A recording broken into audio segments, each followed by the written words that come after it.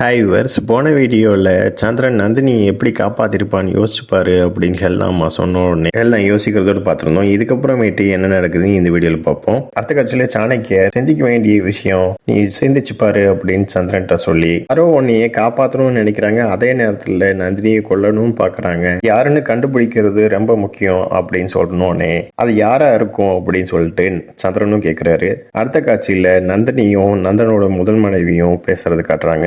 சந்திரகுப்தன் தான் இந்த மஞ்சளை மாத்திருப்பான், அவன் தான் என்னைய பழி வாங்கணும்னு நினைச்சிருப்பான் அப்படின்னு நந்தினி சொல்றாங்க. அடுத்த காட்சியில சந்திரன் பழி வாங்கணும்னு நினைக்கிற அந்த எண்ணத்தை பார்த்தியா, அவளை மனைவி ஆக்கிட்டு அதுக்கப்புறம் பழி வாங்கணும்னு நினைக்கிறான், அவனோட பயத்துக்கு காரணமே அதான் அப்படின்னு ஹெல்நாமா சொன்ன உடனே பயப்படுறதுக்கு காரணம் என்ன இருக்குது, ஒருத்தன் உயிரோட இருந்தா தான் அவனை பழி வாங்க முடியும் அப்படின்னு ஹெல்னா சொன்ன உடனே அவங்க அம்மா பாதையில் முள் இருக்குதுன்னு யாரும் காலை வைக்க மாட்டாங்க, அந்த முள்ளை ஒரு ஓரமாக எடுத்து வச்சுட்டு தான் போவாங்க, ஏன்னா அந்த முள் நம்ம பாதத்தில் குத்திடுச்சுன்னா அதிக வேதனையை தரும் அப்படின்னு ஹெல்னா சொன்ன உடனே ஹெல்னா யோசிக்கிறாங்க. அடுத்த காட்சியில் சாணக்கியர், வேலி நீ ரொம்ப எச்சரிக்கையா இருக்கணும், ஆட்டம் பாட்டம் கொண்டாட்டமா இருக்கிற இந்த நேரத்தில் நந்தனோட புதல்வி அமைதியா இருக்க மாட்டா அப்படின்னு சாணக்கியர் சொல்றாரு. இதை கேட்ட சந்திரனும் நல்ல விஷயம் தானே இது, அவ மரணத்தோட விளையாடணும்னு ஆசைப்படுறா, நானும் சின்ன வயசுல இருந்து மரணத்தோட விளையாண்டுருக்கேன், அதனால எனக்கு இந்த விளையாட்டு ரொம்ப பிடிக்கும்னு சொல்லிட்டு அதை எடுத்து விட்டு போறாரு. வித்தியாசமா பார்த்த சாணக்கியரும் நந்தினியோட காவலாளிய உடனே வர சொல்லுங்க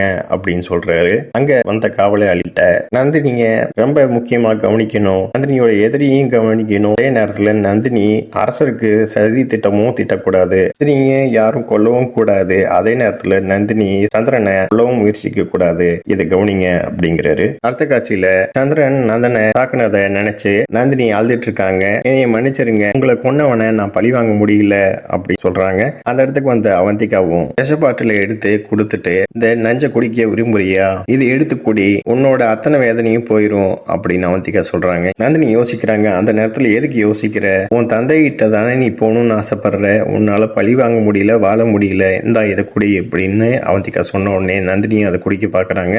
நீ மறுபடியும் உன்னோட தந்தையோட மகள்னு சொல்லிக்காத, எனக்கு தெரியும் உன்னோட தந்தை ஒரு நல்ல மனிதர் இல்லைன்னு நான் சொன்னேன்னா நீ ஒத்துக்க மாட்டேன், அதான் உண்மை, ஒரு நல்ல தந்தையா இருந்தாரு, ஆனா அரசரும் இல்ல, ஆனா அவர் ஒரு மகான், மக்களுக்காக அவரு போராடிட்டே இருந்தாரு, மட்டும் உன்னோட தந்தை இழக்கல, இந்த நாட்டுல இருக்கிற எத்தனையோ பொண்ணுங்க தந்தை இழந்திருக்காங்க, அவங்களோட கணவர்களையும் இழந்திருக்காங்க, இப்படி இருக்கிறப்ப நீ மட்டும் தந்தை இறந்துட்டாருன்னு நினைச்சு கவலைப்பட்டுட்டு கோல மாதிரி இருக்காத, நீ இறந்து போ அப்படிங்கிறாங்க அவந்திகா. இறந்து போனக்கு அப்புறமேட்டு அவங்க கதி என்ன ஆனா உனக்கு என்ன, சுதாரிச்சுட்டேன்னா அவங்களுக்கு நல்லது கிடைக்கும், நீ அரசியானா அவங்களுக்கு பாதுகாப்பு கிடைக்கும், இதை பத்திலாம் நினைக்காம சந்திரனை பழி வாங்கணும்னு நீ நினைச்சேன்னா உங்களோட வாழ்க்கை நரகமாயிரும் பாரு அப்படின்னு அவந்திகா சொன்னோன்னு அந்த சந்திரனை அடியோட வெறுக்கிறேம்மா அப்படின்னு சொல்றாங்க.